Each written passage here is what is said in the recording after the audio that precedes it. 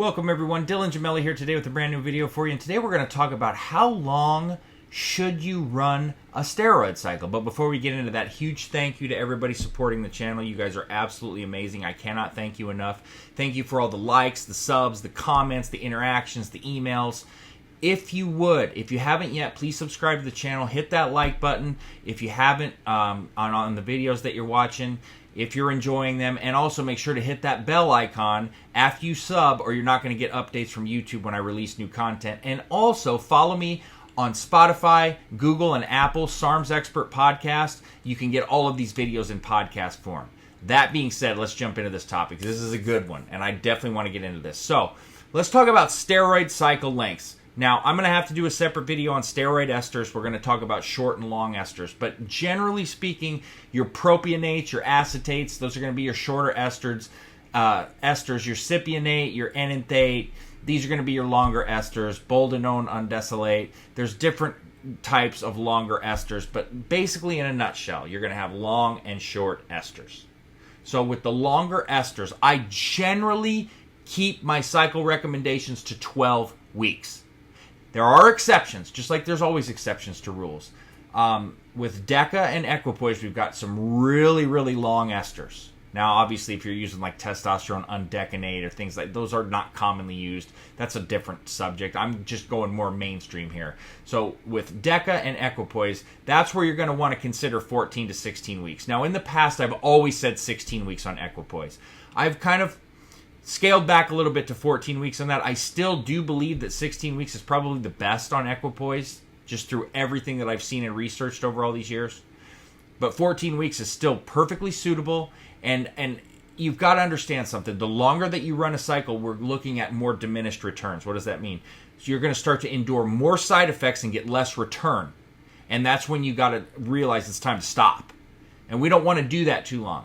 When we run cycles too long, we're causing more strain internally, which is going to hurt us short and long term. Long term, I think, is obvious because it's an accumulation of damage done internally that we don't want to have if we can avoid it. In short term, it's going to make recovery a lot more difficult, which is going to make it even more difficult. And we already have a hard enough time keeping as much of the gains that we make as it is. With a good recovery, with a harder recovery, you're going to really feel like you're getting nothing out of your cycles, or nothing that you should, because keepability is going to be even that more difficult. So we want to eradicate that and eliminate that and mitigate side effects, make recovery easier, ultimately resulting in you keeping more of the gains that you work so hard for. Now, when we're looking at short esters, we're looking at propionates like test propionate, mass propionate, things like that, or tren acetate. And then we've got NPP, which is your short ester form of DECA, nandrolone phenyl propionate. That's the one where I'd say kick it to 10 weeks. You can definitely get away with 8 weeks on the other short esters, and it's not that you can't with NPP, but it's still a little bit longer of an ester. And look, you can run short esters for 12 weeks or longer if you want, but that kind of defeats the purpose and the specialty of them. The whole idea with the short ester is you're getting it to where you're getting things to kick in a lot quicker, and you're able to run shorter cycles, get in, get out, have hopefully a quicker recovery, and then be able to run more cycles because you've got less time of recovery and need for time off. But if you start abusing that and going too much, plus you turn yourself into more of a pincushion. And that's more of an accumulation of scar tissue over time that you do want to avoid as well, because you're having to pin every other day as opposed to likely twice a week. And with some, you can even get away with once a week. I don't prefer that, but it's still possible. You can do that with test cypionate. You could do that with a DECA, arguably. I don't prefer it. I don't recommend it, but it's arguable. And so, that being said, and with trenbolone, for example, you can go 6 weeks on tren and get great results on the short ester form and avoid so many of those side effects.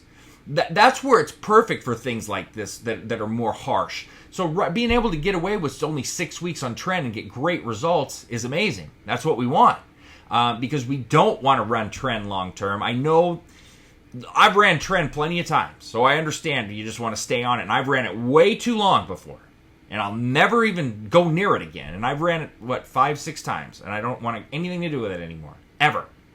But that's me getting older and just sick of side effects, which we all, at some point, it's going to happen. But keep in mind, the short ester cycles, they still need to be ran with care and precision. You're still going to need full post-cycle therapies. The thing is, you don't have to wait to start post-cycle, whereas with a long ester, it's like 2 to 3 weeks possibly, depending on the length of the ester, on when you're going to start your post-cycle therapy. With short esters, you're looking at 3 to 5 days. Start your PCT, boom, get in, get out. The time off, because remember, when we're looking at time on and time off, we're looking at time on cycle plus PCT time equals time off. Well, if you run a 12-week cycle with the long ester, you wait 2 weeks to run post-cycle, and you only run a 4-week post-cycle, that's 18 weeks that you've been on. And then you need 18 weeks off. Well, let's say you run a short estered cycle for 8 weeks. Your post-cycle starts in a few days. You're really only looking at 12, 13 weeks tops.